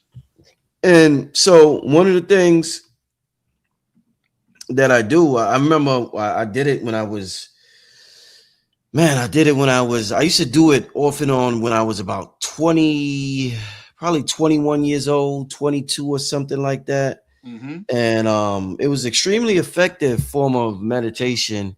Yes. And for some reason, the more I studied, I just stopped doing certain things because I didn't see it in certain books. So I associated things I found in books with things that were more powerful or more potent. So, and I found out later on, a lot of the things that I did before I actually studied was the most potent things that was meant for me to do. Yes. Anyhow, saying that to say, let me put this on the screen. Saying that to say, One of the things I used to do when I was young, when I meditate, was I would blindfold myself and I would meditate blindfolded. My eyes are still open, so somebody might say, "Hey, well, you could just close your eyes. What the hell is the use for that for?" So let me. I asked ChatGPT something, and I'm gonna read to you what ChatGPT said. Go ahead. I'm gonna get your opinion. Sure. Can y'all see that on the screen? Oh, nah, you got my slide up, bro. Okay. Remove. There we go. Okay, man. Hold on. Okay. It's small, so y'all probably can't read it. All right. What is the difference between meditating with your eyes closed versus meditating with a blindfold on? Both methods are temporarily impairing your vision, but for some reason, being blindfolded feels like it makes my visualization more powerful. No mainstream info. That's the question I asked ChatGPT. So this is what ChatGPT said. Mm-hmm. That's actually a very interesting observation. I'm going to answer this without dismissing your experience because what you're describing in real phenomenology, but I'll explain it in terms of perception, attention, and nervous system behavior rather than mystical terms. Let's look at what's happening physically. When you close your eyes, light still penetrates your eyelids. Your optic nerve is still receiving low-level stimulation. Your brain still tracks subtle environmental brightness. Your facial muscles are in resting but active state. But when you wear a blindfold, light is reduced to much closer to zero. There's gentle pressure around your eyes and temples. Your visual cortex receives less signal noise. Your brain interprets the condition as a more permanent darkness rather than temporary blink mode. That difference changes the way your brain reallocates resources. Here's the deeper mechanism. Your brain is predictive. It constantly guesses what the world looks like based on incoming data. When your eyes are simply closed, your brain still expects visual input. It's in standby mode. When you're blindfolded, your brain more quickly shifts into sensory compensation mode. This is the same reason long-term blind individuals often develop heightened visualization and auditory acuity. How do you say that? Acuity. The visual cortex doesn't shut down, it repurposes. Yep. In short, closed eyes equals reduced input. Blindfold equals near zero input plus tactile signal of no vision. The fabric pressure reinforces the brain's certainty that visual input is unavailable. When the brain is certain input is unavailable, it increases internally generated imagery. I swear, you see colors when you blindfold yourself. You see colors. That's All right. right. Less external signal equals more internally generated signal. Got it. Now, here's why your visualization may feel stronger. The visual cortex doesn't like being idle. When external input drops below a threshold, spontaneous imagery increases. That's why people are hypnagogic imagery, geometric patterns. I definitely seen that. Light flashes, inner movie scenes. Blindfolding lowers the noise floor more than eyelids do, so the signal to noise ratio of imagination increases. I think I'm gonna end it there. I think you get the point. Brother, you know hype what you describe. You know what you're describing, right? No, tell me, brother. Tell me. Bro, you're describing a DMT experience without ingesting DMT. Oh, shit. There you go with that shit again. Woo! And that is the way to access the body's own DMT in the brain, bro.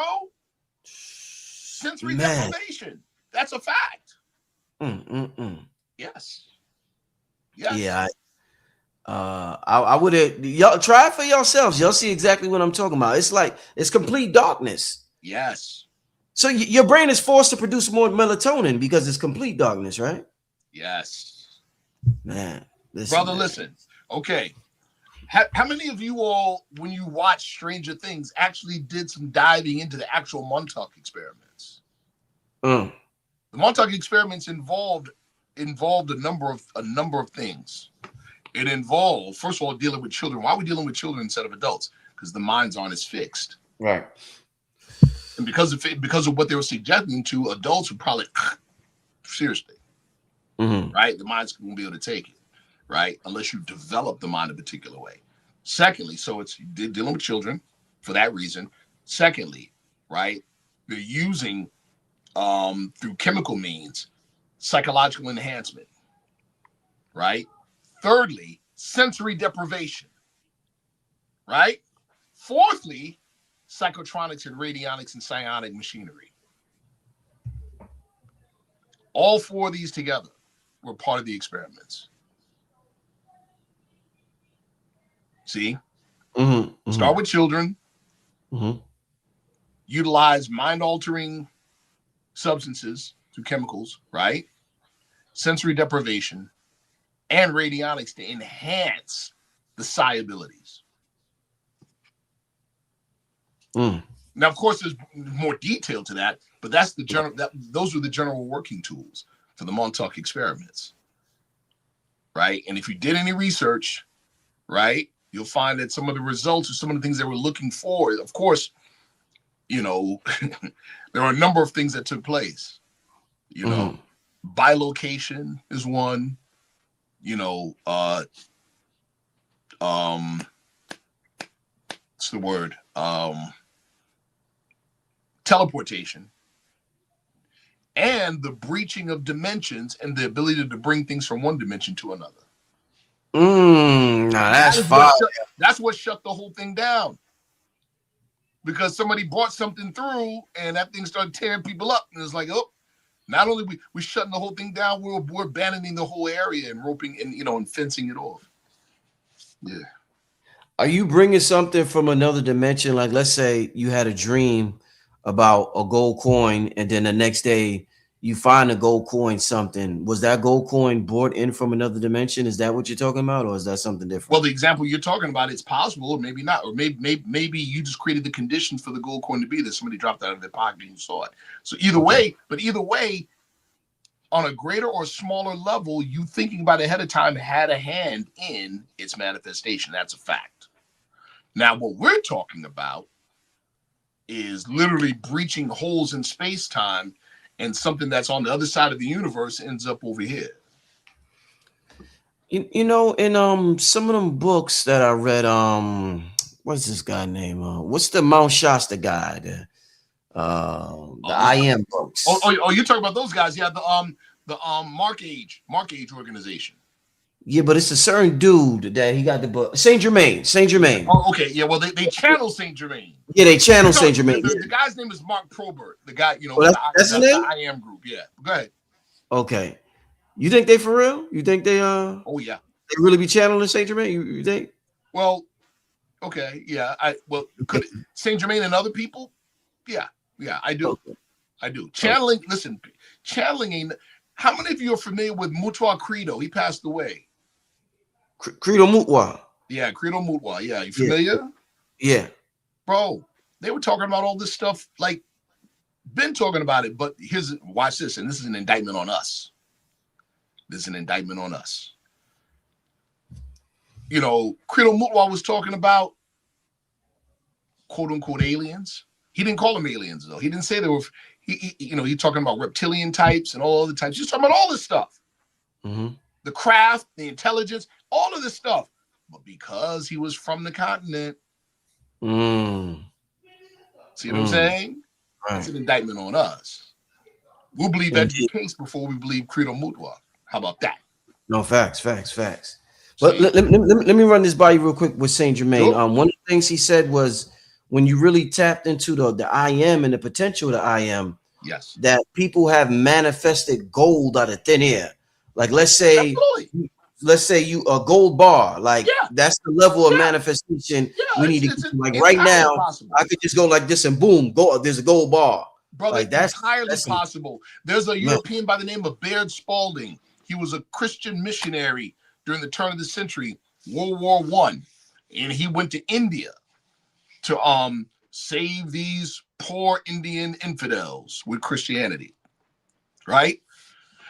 He saw one thing and said, man, to hell with this Christianity, I'm staying right here. And he wrote a series of books, he wrote a 5-series literary work, right? But his name was Baird Spalding. I think it's something, teachings of the mystics of the Far East or something like that, right? I used to have it a long time ago.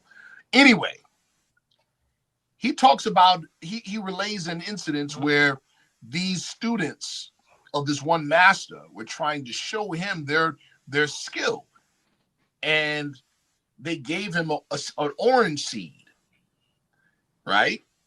And then they took it back from him and they dug a hole in the ground and put the orange seed in the ground, and up sprung a tree, orange tree with oranges, right? And he was blown away, like, oh my God. And he would go up to the tree and the tree would disappear. And then they were getting really concerned, like, okay, this ain't working. He was like, what do you mean it ain't working? Of course, that's amazing. So they tried a couple times, and then they went and got their instructor, their master. And he was exasperated with them. He took the seed, put it in the ground. The tree pops up. He pulls an orange off of it and gives it to Bear Spalding and walks away. Yeah. So, you know, again, we're under the Western psychology where our mind sees following. This is what I mean by that. It's not so much as stuff is kept away from us in terms of data or information. Mm-hmm. Our framework and scope of thinking has been limited. You see?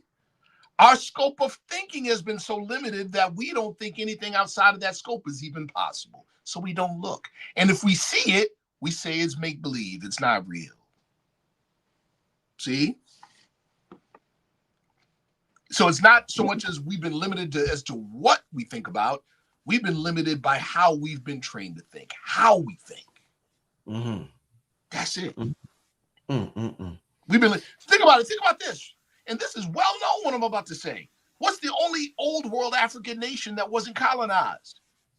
Ethiopia, formerly called Abyssinia.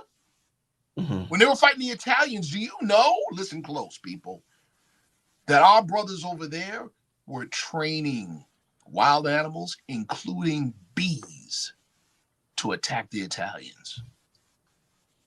Damn. How you train bees without speaking the language of the bees? All right.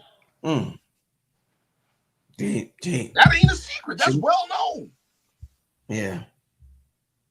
Fire, man. Yeah, we just, again, what you just said, brother, about manifestation like that, is perfectly real. We just been taught that it's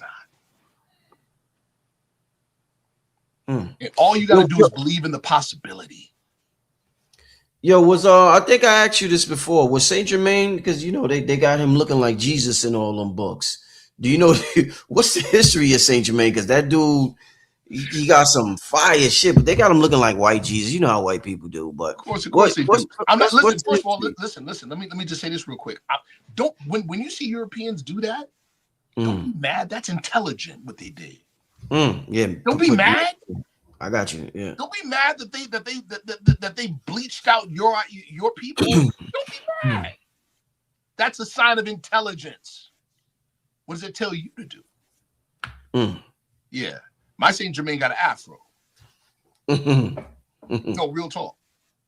Real talk. I'm gonna bring my brother. I don't know if you remember my brother from Harlem back in the day, Nakeem Bey. You remember Nakeem? Damn, vaguely that name. It sounds familiar. Yeah. Nakeem is the U.S. representative for the Order of Saint Germain. Yeah, wow. You want? I think I can get him on your show. And that's we're gonna have to talk on the phone. Secret order. That's an ultra secret order. Yeah.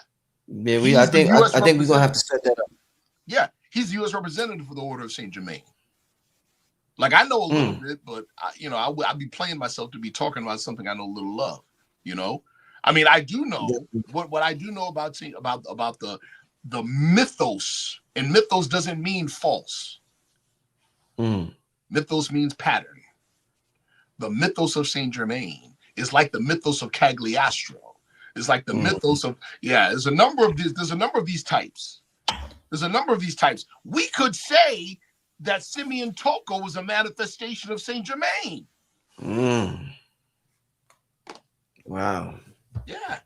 See, because what are we looking for? Personality, flesh, instead of purpose or soul. See? You look at purpose, then you're like, oh, now I see why they say Muhammad was the first reincarnation of Jesus. See? Mind never does forget. Yeah. See? We could say Simeon Toko was a manifestation of Saint Germain. Saint Germain. Yeah. Easily. That's deep, brother. That's deep. Sharif, man, once again, absolute magnificent show tonight, my brother. Leave the people your contact information so they could get in touch with you with anything you got coming up, events, programs, whatever. Right. Oh yes, I've got. We're in the planning stages now. Look for the splash page for it online to register for it. Again, as you all know, you've been following me for a minute. You know we're all about practicality. All about practicality. So I'm putting together a retreat for May. Don't. A retreat, a weekend retreat, people. Most likely it's going to be in the Atlanta or Florida area. Because Billy said he wanted to come. So Billy Carson.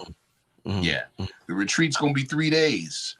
We're going to cover three major things. Well, of course, we're going to cover advanced Qigong, right? Bioenergetic anatomy.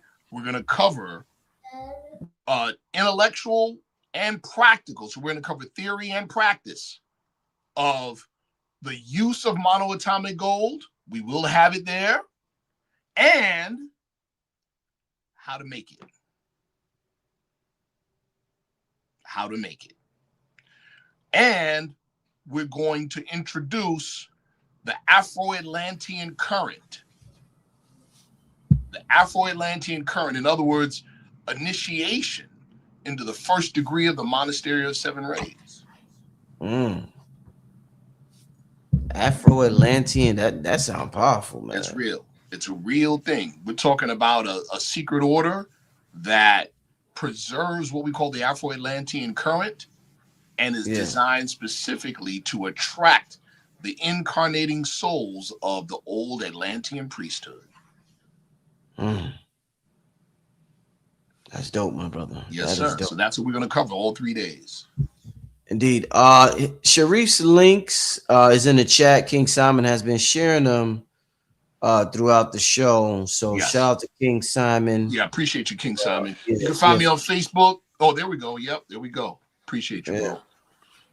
Indeed. My man, another great show, Sharif. I want to talk to you about your brother with the Saint Germain. Easily. So I'm going to call you about that. And we got to set up a date next week for the Patreon. So I'm going to talk to you about that also. Absolutely. But, amazing show, brother. I appreciate the Thank you so much. You know what I should do? Let me see. Hold up. Before we get out of here, let me see. I was going to say. Yes, it is the Comte de Saint Germain. Yes, it is. Somebody said the accent in the chat. Hold up. Give me a second. I'm trying to look for. I was going to share with you. Andrea, you're right. It will be late May because Billy will be in Sedona early May. That's a fact. That's a fact. Bro, I was going to share with Supreme Being. I love that cap is dope, bro. Can you hear me? Say it again. Can you hear me? Yeah. Okay. No, I was gonna say I was gonna share with the PDF for the first Patreon class we did. Oh yeah. Just so people can see what we about, how serious we get down. Oh yeah. Oh yeah. And how intense is gonna get. Let me see.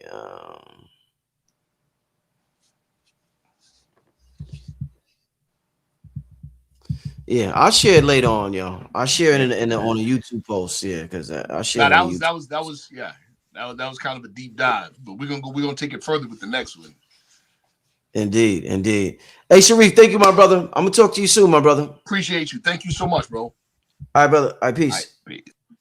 All right, family. Shout out to brother Sharif. Make sure y'all follow that brother and tune into what he got going on. Somebody said, can't you go another hour? No, it can't. No, it can't. No. You said, can't you go another hour? No, we can't. But yeah, shout out to brother Sharif. Damn, you know what? I wanted to get Vicky Dillard on tomorrow. And I called her. And she texted me back, but I was already getting ready for this show. So, but I did want to get her on tomorrow. I don't know. Regardless, it might be too late. She might be booked for tomorrow by now. But Yeah, I'm gonna be doing a show. I'm not sure with who tomorrow. I might even I talked to Raku early in the week. So yeah, somebody said, "What about Shavi 77?" Yeah, I was, I asked somebody for a contact info. Y'all never gave it to me, so I don't know how to contact her. I think I left a message on her YouTube because I did one on the show. I might have left a message under one of her YouTube videos or something like that. Maybe I'll see if she got a Instagram. But yeah, I did one on the show. I seen her before. I did one on the show, but I just don't know how to get in contact. I'll figure it out eventually. What was I gonna say? Oh yeah, so yeah, I'm not sure about tomorrow. I might just get Raku. I'm not sure. I'm gonna have somebody on tomorrow to close out the week. But yeah, tonight was a great show. Absolute magnificent show. So once again, shout out to brother Sharif. Yeah, definitely instant classic. I love when brother Sharif comes with the presentations. Absolutely love it. Absolutely love it. But yeah, I appreciate y'all for tuning in. Enjoy the rest of your night, and make sure y'all come back tomorrow for another great show. And we got a lot of great things coming up for the channel this year. I appreciate everybody who always tune in. Make sure you hit that like button. That's important for the algorithm. Other than that, I think we just hit the 2-hour mark too. So thanks for everybody who stayed on for 2 whole hours. I really, really appreciate that.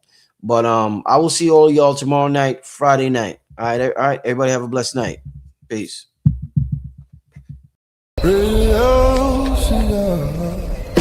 Before there were cigarettes, before there were brands, there was the leaf. Tobacco is one of the oldest forms of spirit communication known to humanity. Long before modern times, it was understood as a living messenger, a way for human intention to travel beyond the visible world and return with meaning. In the oldest traditions, tobacco was never a habit. It was a bridge, not something used to escape life, but something used to speak with it. Our ancestors knew breath as spirit itself, and smoke was breath-given form. When the leaf touched fire, it awakened. When guided by breath, it carried thought into the unseen. In that moment, intention became vapor, and prayer learned how to rise. It was never about getting high. It was about clarity, connection, making the invisible visible. That's the memory the leaf still carries. Radio Cigars. Radio Cigar. Radio Cigar. Radio Cigar.